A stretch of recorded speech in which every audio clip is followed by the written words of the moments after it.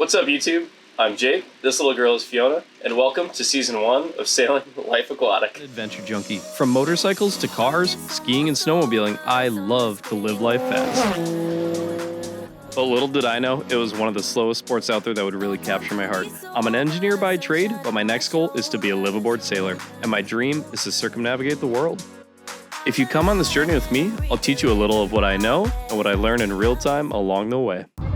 Good morning, YouTube, and welcome to Season 1, Episode 4 of Sailing. And today is haul out day. We're going to Porta del Rey Marina to go haul out the Beneteau 393. So we get about 2 hours to do a haul and hang, basically where we take the boat out of the water, keep it in the slings, and do a thorough inspection of the bottom.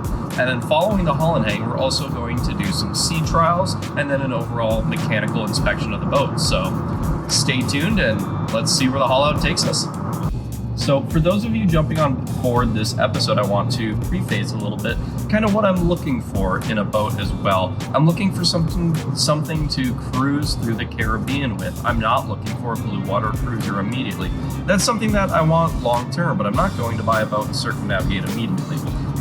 I have time. I'm not that old yet, so I have time to be able to buy a blue water boat and circumnavigate in my 30s. Right now, I would like to spend my time really getting my grips with living aboard and cruising through the Caribbean and all the little pieces that go along with it, so that way when I do decide to go around the world, I can be outfitted to the best of my knowledge to do it comfortably. And that's kind of something I'm looking for, is I want to sail comfortably. I don't have a lot of interest in setting records and sailing on the world's smallest boat or anything like that. So I want to go around the world in comfort, and I want to go see a lot of different areas and take my floating house with me. And be able to spend some time in different countries, up to maybe a few months in different places, and be able to go anywhere. So that's where the blue water boat comes in. So the Beneteau can go a lot of places, but it's not a blue water boat, and I don't really feel as safe as I think I could. I would much rather have a center cockpit for cruising blue water. So there's a little bit of the rationale. But as far as the checklist goes for my Caribbean cruiser, this boat just checks off a lot of those boxes. It's able to be single-handed because it's got a furling main and a furling jib. It's got a sugar scoop, which also has a washdown, which I hadn't even thought about before. But that will be so nice when you have a dog, because that way I can actually wash the sand off the dog before she goes in the rest of the boat. It's an owner's version, so there's a lot more space inside, and it has a giant lazarette in the back, so you can store all the goodies. It also has air conditioning, and that was a big one for me on the list, because living on board while still working full-time on land, I won't be able to live at anchor all the time, so sometimes in the marinas, you just don't really get good airflow, so I really wanted to make sure I have air conditioning to kind of help offset that suffering if you're just sitting in stagnant air all the time. But who knows? Winter here in Puerto Rico has been very, very nice so far. I mean, most mornings you wake up and it's 75 degrees, and then it gets up to about 83, 84, and it really doesn't change much from there day to day. And we're not even into like the heart of winter yet. We're still only in October. So hopefully it's just gonna get colder and colder, which for me is not cold. I will probably never touch a jacket here the entire time I'm here because I'm used to negative 20 in Minnesota. So that's the plan. So honestly, all I'm really looking for out of this survey too is to make sure that the boat is in good condition and that there's nothing majorly wrong with it. And if there is, maybe it can be fixed, maybe the price can be negotiated.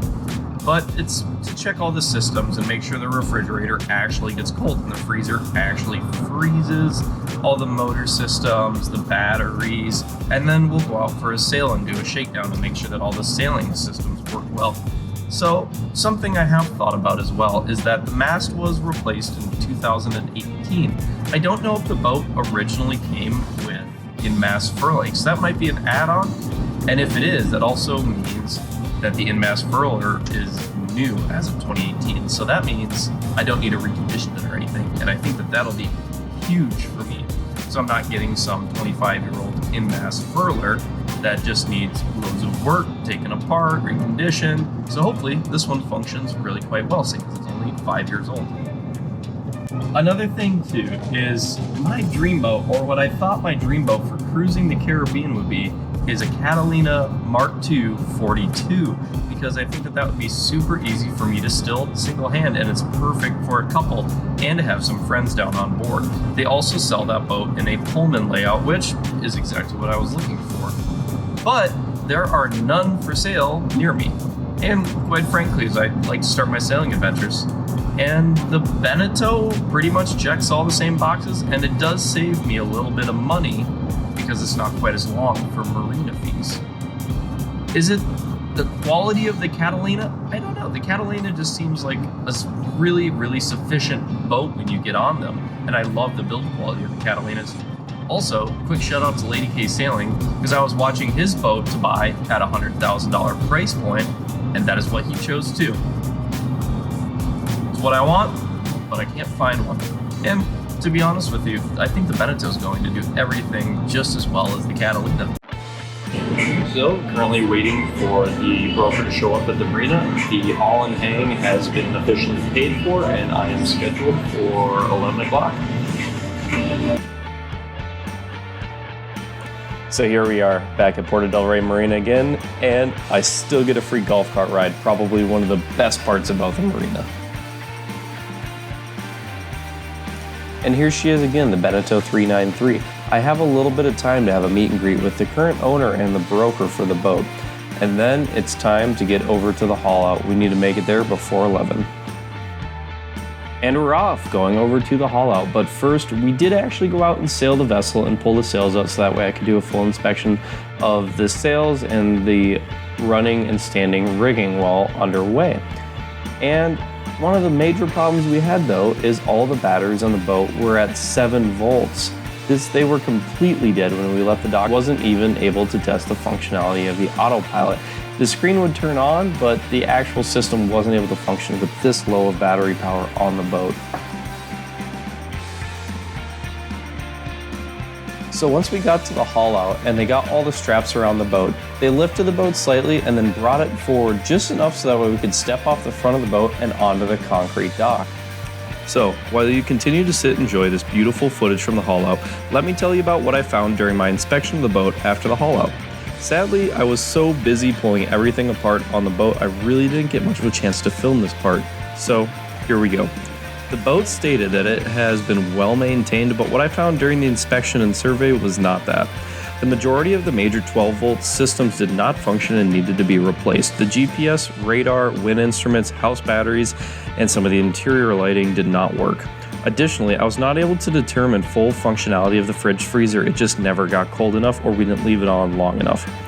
The interior of the boat contained a large amount of mold, especially on the countless blinds and liners that are common on the Beneteaus. Functionality of the cold water system to the main galley faucet was unable to be determined. The headliner was beginning to sag down and will need to be repaired. The sunlights in the main salon need to have their gaskets replaced soon and could potentially be leaking. The toilets both had questionable features or functions, and the forward head, I believe the seat was broken off, and both heads took way too many pumps to actually remove any of the water that we had put into them. All the sailing blocks and furlers really needed to be conditioned and lubricated. They just did not travel well. The EPIRB is out of date and all the fire extinguishers need to be replaced. The tow rail had been bent in multiple places. The listing states cockpit speakers, but they had been removed and replaced with large plastic covers that were falling off. The solar panels did not appear to be functioning and were not connected. The Bimini and Dodger are both at their end of their life for sure, with tears and rips. The water pump continued to run, indicating that the system also had a leak somewhere. So, there is a good bit of money that would need to go right into this boat, mostly for the electronic issues, which do tend to be pretty expensive.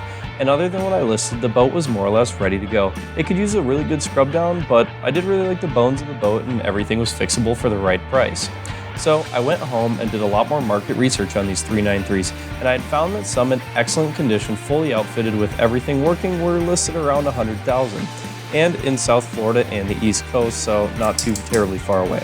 The cheapest 393 I could find in okay condition, going for around $55,000 in the British Virgin Islands. So I decided to renegotiate my original offer to compensate for all the money that would immediately have to go into the fixes to bring this boat into what I would consider the $100K price point.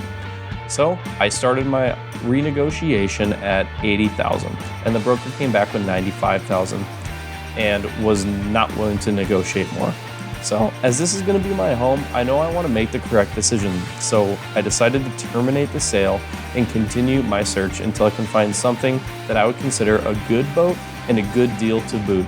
Also, who doesn't love boat shopping? So stay tuned and let's see what I find next. And if you have any questions about the boat buying process or having a boat surveyed, feel free to leave a comment below. And as always, don't forget to like and subscribe so you can stay up to date with all my boat shopping shenanigans. Thanks for watching.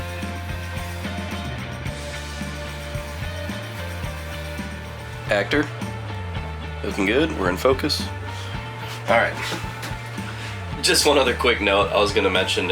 If you want to stay up to date with real-time updates and see what's going on with little Fiona and I, I'll try to put my Instagram here. It's my first time on this whole YouTube thing, so hope it shows up right about here. Otherwise, I'm also going to try and open a Patreon account here in the near future. So if you'd like to stay up to date with myself and Fiona and see where we're at, see what kind of projects we're going on, I'd love to get out and meet new people. Networking is one of my favorite things to do. Just get out in this world and meet some of the most amazing people that exist. One other thing with that is if you'd actually like to pay for a Patreon account, is I'd like to be able to give back by either hosting live sessions with people or having people be able to reach out and specifically ask me any of their questions about boating, this lifestyle, kind of some one-on-one mentorship. If anyone has any interest in that, it's something I would love to be able to help people with and get more people out in this community. So more on that to come. Hopefully a link soon. Stay tuned, and more episodes on the way. I'm going to hopefully try and launch one about every week to begin with, but working full-time, it's still hard to do. So stay tuned, and we'll go from there. Say bye, Fifi.